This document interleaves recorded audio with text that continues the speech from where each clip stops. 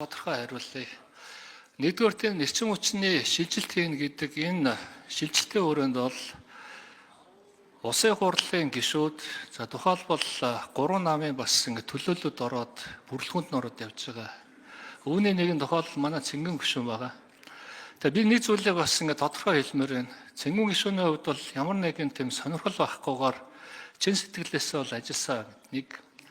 Хоёрдугаарт бол энэ эрчим хүчний шилжилттэй холбоотойгоор их хэмжээний хэвлэл нийтлэлтэй холбоотой, мэдээлэлтэй холбоотой зардал тусагдаад байна гэдэг буруу мэдээлэл явсан. Тухайлбал 1.2 тэрбум төгрөг энэ онд бол суудсан байна.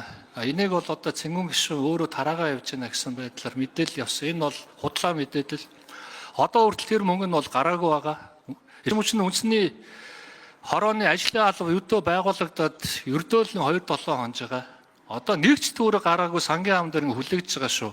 Маш олон хүмүүс асуугаад байгаа. Эрчим хүчний үндэсний хороо үнийн л асуудал хөндлөө өөр юу хийсэн бэ гэд.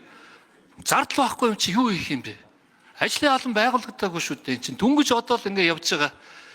Одоо ингээл бид реформ хийхлээр 3 жил хамгийн багадаар зарцуулах байхгүй юу? Салбарын бүтцийн хөгжилтийн, бодлогын бичиг баримтуудын бичиг баримтууд байгаа гэсэн мөртөө тэр нь олон улсын байгууллагуудын бичиг баримтуудыг хилээд байдаг. Шилжилтийн бичиг баримт байхгүй, санхүүжилтийн бичиг баримт байхгүй.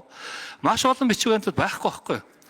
Ийшээгээ бид нар ингээд зардал тавиад явсан чинь энийг 8 тэрбум төгрөгийг тухайлбал зарлаас урьдчилгаанд өгөх юм байна гэсэн ийм буруу мэдээлэл явчихсан. За энэ бол манай 8-9 сард нөгөө сангийн яамд 10 сард өгсөн бичиг байсан. Тэн дээр бол яалч байхгүй иргэд олон нийттэй гэдэг ийм бичиг бол явсан нь бол үнэ.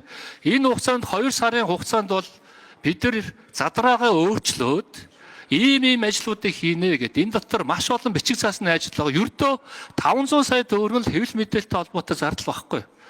Энийг манай зарим нөхдүүд бас ингээд буруугаар ойлгоод хэвлэл мэдээллийн хэрэгслээр бол мушгиж яриад байгаа. Тийм зүйл огт байхгүй шүү. Тийм зүйл огт байхгүй. Эрчим хүчний үндэсний хоороноос өнөөдөр нэгч төгрөгийн зардал гаргаагүй байгаа. Яагаад гэвэл төсөв байхгүй.